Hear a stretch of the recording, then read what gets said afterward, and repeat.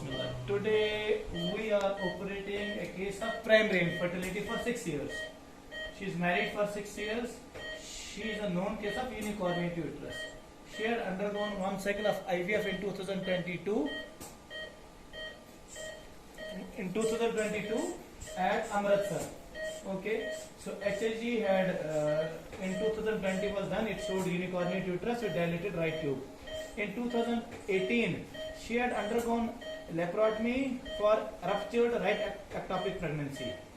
And today we will be doing her hysteroscopy and laparoscopy. She is a known case of diminished ovarian reserve with primary infertility. So this is vaginoscopy.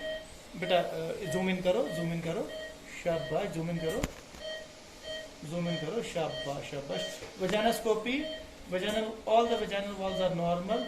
All the fornices are normal. We are seeing this is the right lateral fornices, this is the posterior fornix, and this is the left lateral fornix, this is anterior fornix. This is the external os. Okay, external os appears normal. We are going directly into the cervical canal. Okay, here we will slowly rotate our light source. Okay, this is the internal os. Beta procedure. Slowly we will rotate our light cable and we will try to move into internal os. We had already done 3D 4D ultrasound. 3D 4D we could see that she had a right unicornuate uterus. Okay, let us check. Okay, we are in cavity, so we will expect only right part of the right cornua. We will expect that we will be able to see only the right cornal part of the uterine cavity. The left is absent because she is a known case of unicornuate uterus. Okay, you can see small tubercles here.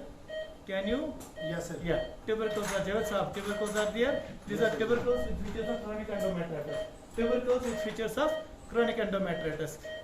This may be the cause of our previous failed IVF. See, if we implant good quality, embryos, close by, shabash. If we implant good quality embryos in the uterine cavity, what will happen? If there is infection in the uterine cavity, those embryos will be rejected.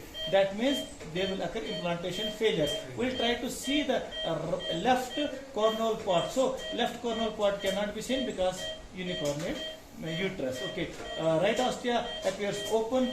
So there are 3-4 complications in this patient. One, unicornuate uterus. Second, chronic endometritis. Third, tuberculosis in the endometrial cavity beneath endometrium.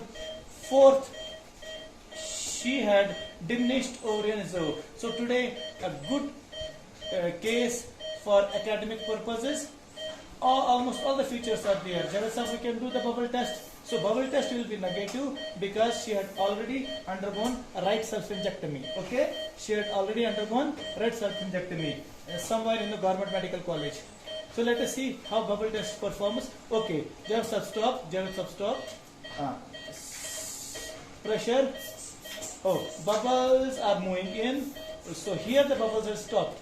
Initially the bubbles may have reached up to the self-injectomy part of the tube. They might have done partial self-injectomy. Okay, so bubble is not going in at all. It is rather coming back. Okay, again we will take biopsy from this part of the uterine cavity.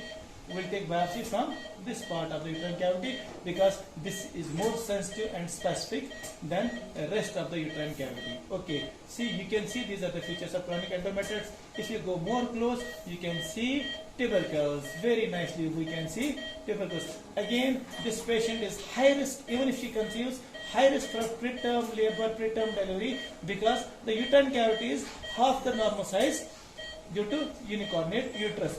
Why unicornuate uterus? Unicornuate uterus cause is because of Mullerian anomaly. During the embryogenesis, the fusion of the two halves of the Mullerian ducts do not occur, and that results in unicornuate uterus. Again, we will try to see, this is the lateral wall. This is the left lateral wall. We are trying to see if there is any communicating left horn.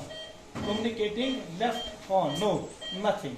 So we'll stop our hysteroscopy here only and we'll proceed with laparoscopy. Again, the catch of the story is these tubercles. They are very common in our setup because our society is very susceptible for tuberculosis. Mostly genital tuberculosis, so much common in our society. It is mostly underreported and underdiagnosed. Yes, we can easily see.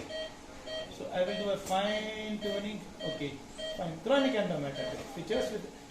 Okay, done. Thank you. Bas.